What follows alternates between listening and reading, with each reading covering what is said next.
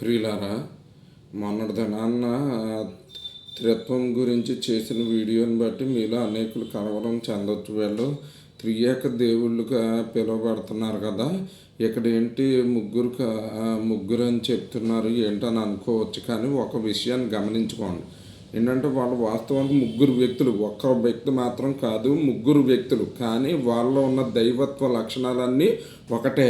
వాళ్ళు ఒకే దైవంగా పిలువబడుతున్నారు, ఒకే దైవంగా కొనియాడబడుతున్నారు. వాళ్ళు అన్నిట్లోనూ ఏకీభవించి ఉంటారు. అన్ని పనులు కలిసి పంచుకొని కలిసి పని చేస్తారు. వాళ్ళు ముగ్గురు అన్నిట్లోనూ వాళ్ళ ముగ్గురు ప్రమేయము ఉంటుంది. ఉదాహరణకి ఎలాగంటే, మీ ఇంట్లోనూ ఒక ముగ్గురు వ్యక్తులు ఉన్నారు, ఎవరో ఒకరు.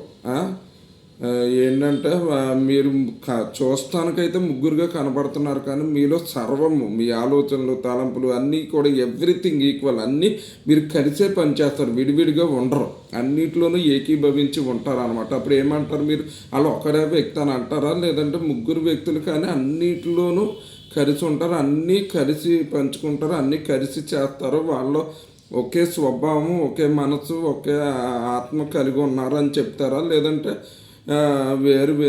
ఒకే వ్యక్తి అని చెప్తారు. కాబట్టి ఈ విషయాన్ని గమనించుకొని వాళ్ళు కూడా అంతే.